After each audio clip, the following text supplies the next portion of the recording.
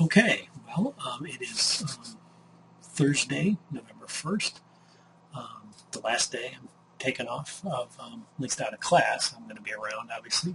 We're interviewing our final faculty candidate today and tomorrow.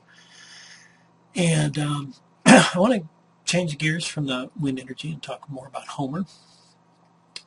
And so you'll see here up on the screen, I have some Homer results. So what I did was went into the Getting Started guide and followed the instructions and did pretty much the same thing they said to do. And as Hannah pointed out, when she did this, they got results somewhat different than the Getting Started guide indicated, and indeed so did I. So, and you'll notice that some of the screenshots that they showed in that guide were a little different than what was in this version of Homer. So this was one of the last, or the last version of Homer made available for free. And my guess is the Getting Started guide was a few versions earlier than that. So no big deal. And you certainly get the point here. So let's kind of walk through it real quickly, what we've done here. So this is the system up here in the upper left-hand corner. And you'll see we have the primary load, and I just used the sample load that we uploaded from the, that came with Homer. We have a diesel generator and a converter, and this is the AC bus bar, the AC grid. So this is the part of your system that's distributing the AC current, and it's assumed that the load is an AC load. It's your typical household sort of load. Generators and alternator, makes AC current. And then over here we've got a generic 10 kilowatt turbine that is also assumed to be a DC generator, and batteries. And since these are DC, they're on a DC line, and what we had to put in between them was a converter. And generally these are two different boxes, but in this, for the cases of Homer, it doesn't matter. It's pretty much just a bilateral converter. If it's going from DC to AC, that's called an inverter, meaning it takes the DC current and turns it into a sine wave. If it goes from AC to DC, that's called a rectifier. And in fact, usually it's a combination rectifier and charge controller that monitors the amount of electricity going into the batteries. But they don't explicitly model a charge controller in Homer. It's all lumped into the converters. When you're putting in cost estimates for charge controllers, rectifiers, inverters, you kind of lump it all together into the converter box here. We had wind resources. Again, it was a sample file, and then the diesel fuel. And I used the diesel fuel price that they used in the Getting Started guide, as we pointed out in the example that we started with, that I walked through in Homer. Diesel prices today are closer to $1 a liter. So this is things have changed since this version was put together, or certainly since the Getting Started guide. So when you hit calculate, you get all these different results. Let's kind of look at the results page a little bit.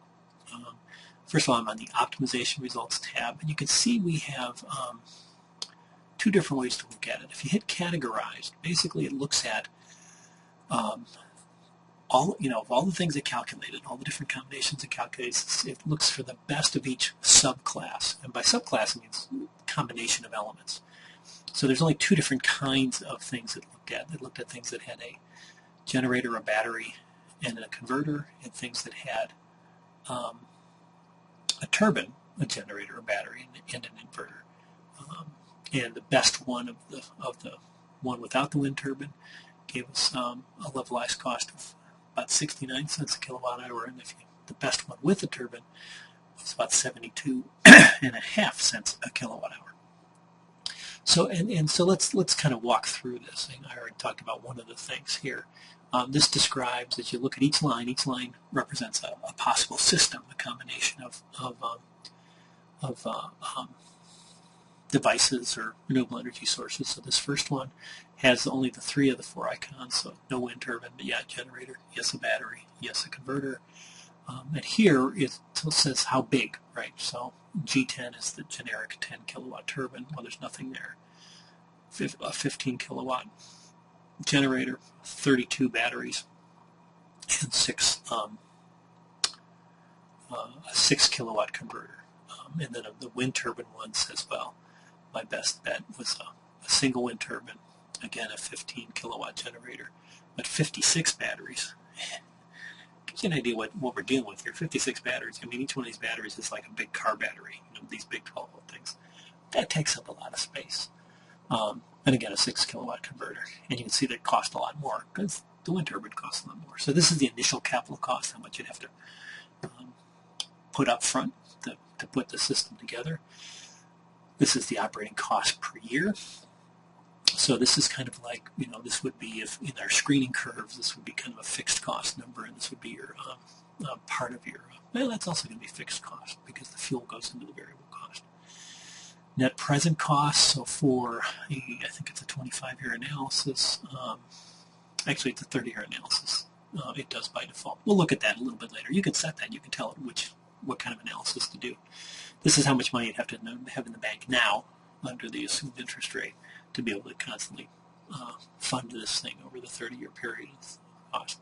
COE is cost of energy. That's basically the same number that we did in our screening curves. How much did it cost per kilowatt hour to generate all those kilowatts on average? And so you see these are pretty expensive. Remember, we're typically talking 8 to 12 cents a kilowatt hour in the fossil fuels. These are a lot more expensive. Renewable fraction is this column. Obviously, if there's no wind turbine, no renewable fraction. But with the wind turbine, we get about 21%. How many liters of diesel and how many hours of the diesel generator. Yeah, that's the result. Let's see if you hit this overall button. This shows you every possible combination. They did consider it, calculated every one of these. And again, it's ordered from the cheapest to the most expensive. Pretty narrow range here, right? 68 cents to 88 cents or 89 cents, 69 to 89. The best turbine solution didn't show up until 1, 2, 3, 4, the sixth best solution. And let's look at that one, okay? This one was a single wind turbine, a 15 kilowatt generator, 56 batteries. This is the one we looked at before. Double click on that. And now we have a lot of description about how this thing looks, how much it costs, and how it operates over the course of the year. So this is how much we have to put into each one of these things. And let me just point out something now. Let's fix this problem. Every time we're looking at a generator, it has this sort of generic thing called a label. And that has to do with it's actually a programming problem within Homer, but we can fix it real easy. And the program is only in the default. If I go into the generator tab here, and I look at down here where it describes what kind of generator it is, we'll call it generator 1, and it would have been much easier for the coders to say the default of this abbreviation would be Gen 1, which it is now. It hasn't changed these results because we have to recalculate. So I'm going to recalculate the whole thing. It doesn't take long. It's all done. And now, where it used to say label, which is like, well, what does that mean? Now you can see you're talking about the generator in this column. And when we take a look at this result, fix that. See, now we can see that this bar of initial cost, or net present cost, has to do with the generator. We'll come back to this. This is the economic analysis part of it, right? This is a cash flow diagram, meaning these are the checks you'd have to write over the course of the year. I keep screwing up. It was a 25-year analysis that it did. You could tell by looking at it. And we said, well, somewhere in the analysis, we talked about how long each one of these devices, in these input dialogues, we talked about how long the generator would last, what's its lifetime, how long the turbine would last. And so we have to replace these periodically. And what happened here, this chunk coming back to us, is called the salvage cost. In other words, our analysis of 25 years didn't line up with multiple integer numbers of the life of the devices. So at the end of our analysis, there was some life left in either a generator or a turbine, and they calculated the salvage cost. This is actually where the rubber starts meeting the road. This is the actual electric production. These total bars show the average monthly power generated, and these would line up completely with the load. In other words, the load averaged just a little over 4 kilowatts in January, and that's how much we needed. Excuse me.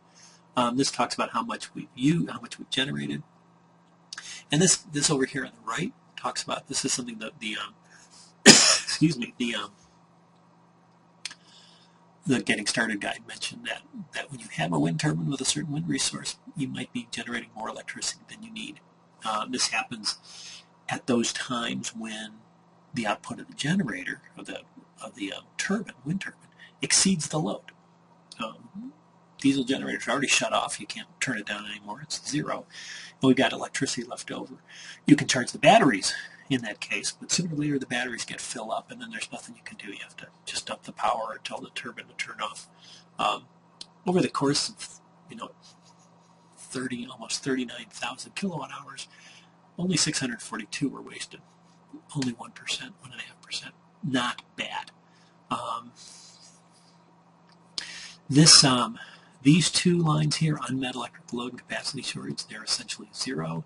That's because by default, it crashed again. I don't know why it does this in my program. I wonder if I can get that out of the way and still talk about this. Probably not. Unmet electric load, unmet capacity, we will talk about further down the line. That's a later exercise. It's going to be a really interesting feature that will let us really work with this whole thing. And I think this is going to be dead. I can't do anything with it. Okay, well, we'll start over. We'll come back to the next video. It's been 11 minutes. We'll do these little bite-sized chunks.